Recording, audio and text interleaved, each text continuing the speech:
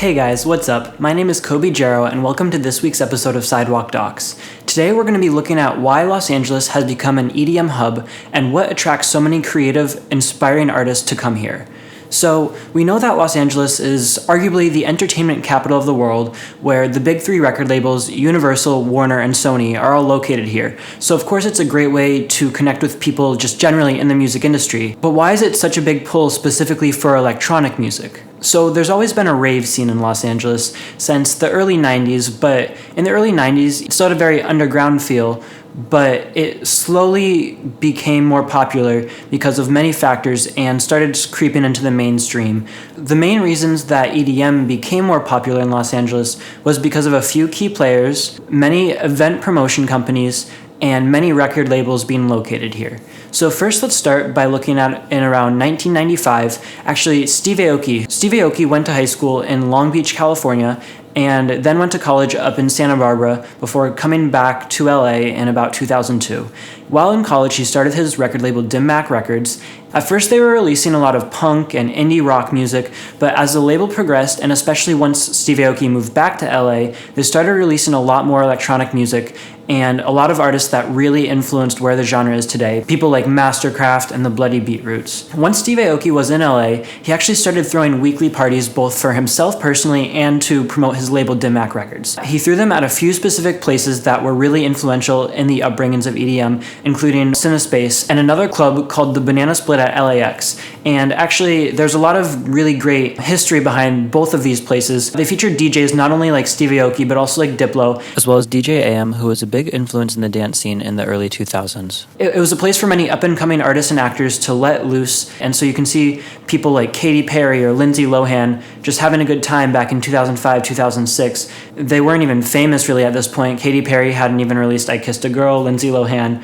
had just done Mean Girls. Another person who was extremely influential was Diplo and his record label Mad Decent Records. Mad Decent Records was actually founded in Philadelphia, where Diplo finished college at Temple, but in 2010 he made the move from Philadelphia to Los Angeles with the record label. This really helped bring the electronic music scene to Los Angeles because Mad Decent helped to popularize genres like Moonbaton because of Diplo's collaboration with Dylan Francis back in 2012. Mad Decent also really helped LA to become an EDM hub because it put EDM on the map in a really big way, releasing huge songs like the Harlem Shake or Lean On that helped electronic music go from being played in underground warehouses and at underground raves to being really popularized in the mainstream. Because these labels were in LA, they really helped electronic music become associated with Los Angeles. So besides these influential players, there were many event companies that also took part in popularizing electronic music and making Los Angeles a hub for EDM. So back in 1995, when Pasquale Rotello was just about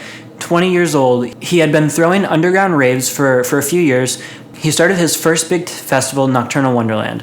This was a festival that really helped popularize not only electronic music, but the festival scene in Los Angeles. As Pasquale's festivals became more well-known and EDM became slightly more popular, he started more festivals. In 1997, Pasquale started EDC, which of course now is huge and takes place in Las Vegas. Back in 1997, it was held in Los Angeles at the iconic Shrine venue, right downtown. The Shrine can only hold about 6,500 people, and today EDC gets about 130,000 visitors per day. So you can see EDC became a really big sensation really quickly. By 2007, it was held in the Coliseum, which was still really close to downtown LA, but could hold upwards of 120,000 people, as opposed to the Shrine's 6,500. EDC was held in the LA Coliseum from 2007 until 2011 due to its growing popularity, as well as drug-related controversies and trouble with the LA City Council. Among other reasons, EDC decided to relocate to Las Vegas. Before it relocated to Las Vegas,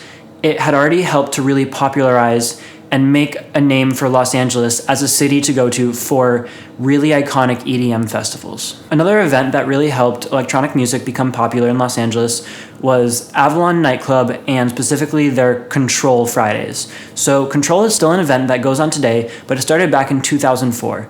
And every Friday, Control features some of the hottest up-and-coming trap, dubstep, and bass artists, people that aren't huge yet, but may play their debut show at Control, and a few years later be headlining the Palladium or another big venue in Los Angeles. Both Zedd and Porter Robinson played Control before they got really big. Back in 2010, Skrillex had his LA debut, and now he's one of the biggest electronic music artists in the world. Unlike EDC, Hard is a festival that started in Los Angeles and has really stayed in the SoCal area. Hard Summer Music Festival started back in 2007 and also took place initially at the Shrine. The Shrine is a venue that really is open to new and exciting ideas and often puts electronic music acts at the forefront that maybe other venues wouldn't, because they think it's too risky either for ticket sales or for potential drug abuse. But the Shrine sees the importance of putting on new artists and new shows, and so they're willing to take the risk, which ultimately makes them a really iconic venue and has a really positive impact both on the community and on their image as a trendsetter. After starting in 2007, Hard Summer quickly gained popularity, and over the years, many artists played this iconic festival. Its first year featured both Steve Aoki and Justice, and over the years, people like Boys Noise as well as Deadmau5 have played the festival. More recently, Hard Summer has left Los Angeles, mostly because it needed a bigger venue and has taken place in the nearby city of San Bernardino.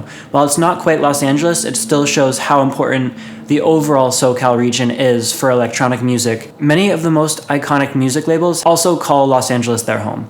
Skrillex established Ausla in 2011 just after he released Scary Monsters and Nice Sprites. In 2015, Nightbase Records established here, and a year later, Trap Nation established here. There are many other labels, including Dim Mak, as I've already mentioned, as well as Borgor's label Bygor, and a whole list of other labels too. Many event companies also got their start here in Los Angeles. Low End Theory back in 2006 started throwing events that featured up-and-coming experimental artists, hip-hop artists, electronic artists, featured people like Daedalus as well as Flying Lotus. Low End Theory helped to show that in Los Angeles, no matter if you were making commercial music or anything else, you would find people that also were interested in making the music that you were interested in. And I think this was a huge pull, not only for people who are trying to make it maybe big in the pop scene, but also people who just wanted to be surrounded by like-minded creatives who were making music that was maybe a little different from what everyone else was doing. Other collectives have also gotten their start in Los Angeles, including Space Yacht and Brownies and Lemonade. These collectives often do their best to have up-and-coming electronic music artists play debut shows in LA or play in LA for the first time, some of them even playing their first American show with this collective. Now, because these collectives have become so popular through social media and on the internet, people see them as a way to get more exposure as well as to be surrounded by creative, like-minded individuals. And so, at the very least, they may come to LA to experience this music, but they may even want to stay here for a longer period of time to just be surrounded by all the creativity going on. And because these collectives put on so much new and up-and-coming, very talented artists. Over the past 5 years, we've seen a huge transition of electronic music being underground to really taking the mainstream, where we see people like the Chainsmokers, Zedd, Marshmello, all really crossing over into the pop sphere. As electronic music artists have crossed over into the pop sphere, it's more important than ever that they're close not only with maybe other electronic music creatives, but other artists in general, whether they're creating pop music or hip-hop music.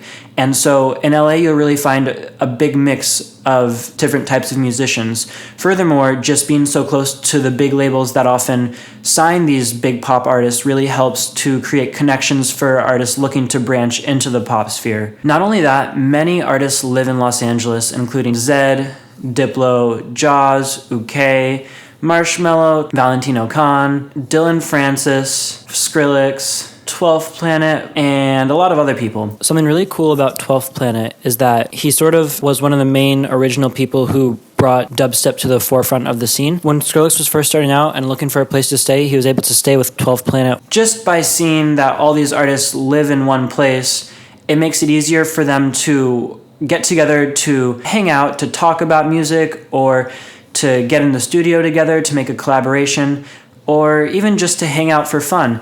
It creates this vision that a whole bunch of electronic music artists live in one place, and so many up-and-coming producers might decide to visit or to move to Los Angeles as well. Not only that, even though Los Angeles is a fairly expensive city, the cost of living in LA is better than in New York or London. Artists looking to settle down in the city might choose Los Angeles over another big city just because it's more financially affordable. And just seeing all this buzz about the city really creates this image that Los Angeles is the place to be for electronic music, no matter what kind of electronic music you're making or who you're working with. Over the years, what's really made Los Angeles such a hub for electronic music are the huge influential DJs who got their start here, the big events and festivals that started in Los Angeles, many record labels that set up shop here, and many collectives and companies that throw events also got started here. That makes LA one of the most important cities in electronic music today. Why do you think that LA has become so important for electronic music? Let me know in the comments below. Well, that's it for this week, guys. Thank you so much for watching, and I'll see you all next time. Have a great week.